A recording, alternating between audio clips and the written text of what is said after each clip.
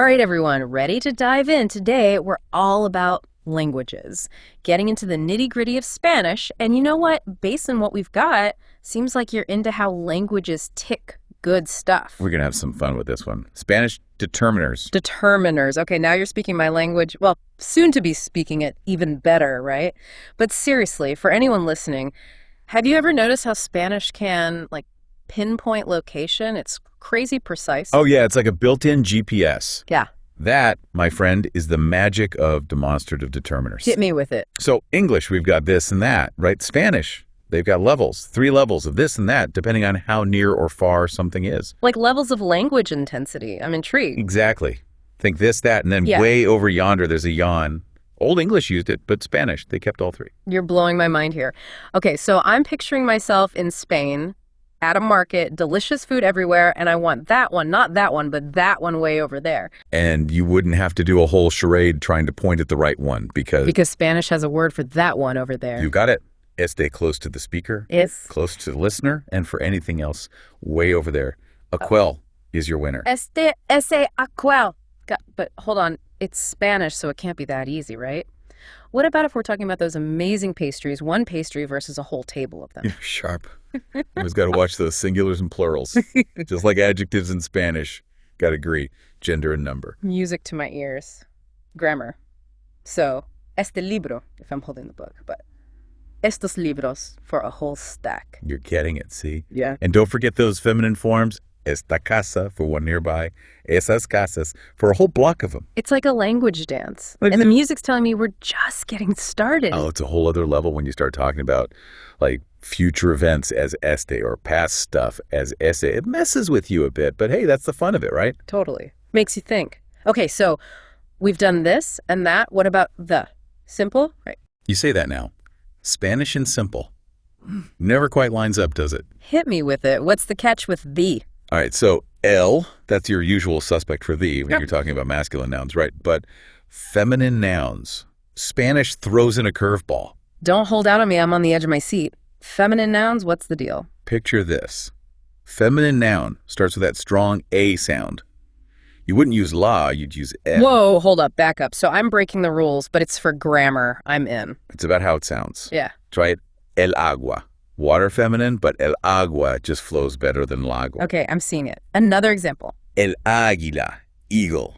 El área, area. All those stressed A sounds up front. Spanish, always got to be smooth and elegant, but there's got to be an exception, right? Like somewhere, somehow, there's a la that should be an L and it'd be chaos. Well, there's always an exception. Like la Arab for a female Arab. You switch that up to L, totally changes what you're saying.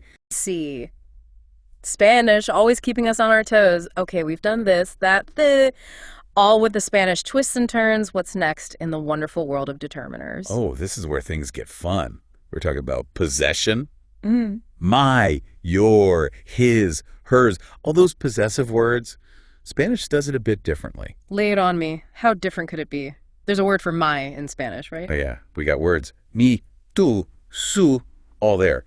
But just like we talked about before, those possessive words, they got to agree. Gender and number. Got to keep things harmonious. You're testing my Spanish. I love it. So where does it get tricky? Because you know it will, right? See, I knew you knew me too well. Su, that one little word. It can be his, it can be her. It can even be there if you're not careful. And that, my friends, is how you accidentally confess to owning your neighbor's dog. How do we avoid those Sue disasters? Okay, so you're talking about a house, right? And you want to say it's his house. Don't just say su casa. Add in a little extra, la casa de él. Boom, crystal clear. It's like giving context clues in Spanish. I dig it. So his is de él. What about hers and theirs? Her is de ella. Easy peasy. Theirs, now that one depends. Are we talking a group of guys, a group of ladies, or a mixed bunch? Guys are mixed, you go de ellos. All ladies, it's de ellas. So many options. This is next level Spanish. And it just hit me. We could even combine those distance words we talked about with these possessive phrases, couldn't we? You are on fire today. Exactly. Regular, our earth is nuestra tierra. Yeah. But you want to get poetic, get passionate. Esta nuestra tierra. This earth of ours? Chills. Spanish is beautiful. It really is. It's about finding the right words to make your meaning pop. This is amazing, but we got to ask, are there more determiners? Because I feel like we've just scratched the surface here. Oh, we've barely gotten started. We've covered a lot. Don't get me wrong. distance, even possession, but there's a whole other world of determiners out there just waiting to be explored. Oh, come on, you can't leave me hanging like that. Give me a taste of what's out there in the Spanish determiner universe. All right, imagine this. Back to those delicious tapas. You've tried a few, but you're up for more. You're feeling adventurous. So instead of pointing, you say, Quiero probar otras tapas. Otras tapas. I'm already drooling. What does it mean? It means, I want to try other tapas. Otras, that's your key word. Plural feminine form of otro, which basically means other. And guess what? Indefinite determiners, same rules apply. They got to match the noun, gender, and number. It's like a language puzzle, and I'm starting to see how all the pieces fit. Spanish is amazing. It's all about those little details, making it flow. Okay, before my head explodes from all this awesome Spanish, any traps we got to watch out for with these determiners? Oh, plenty. Especially for you English speakers out there. Those indefinite determiners, they can be sneaky. Algún means some, right?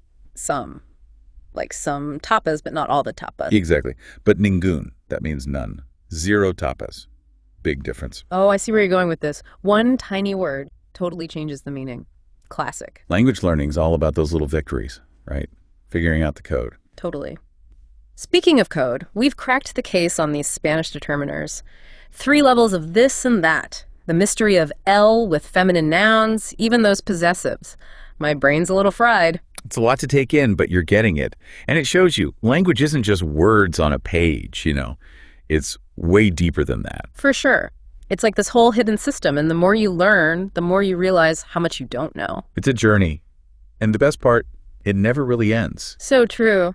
Before we wrap up this incredible deep dive into the world of determiners, any parting wisdom for our listeners? Just this, keep your ears open. Pay attention to the little things. Those tiny words, they might seem insignificant, but they make all the difference. They really do. Well, folks, there you have it. Spanish determiners. Conquered. Big thanks to our expert for breaking it all down for us and for all of you listening. Keep those language skills sharp, and we'll catch you on the next deep dive.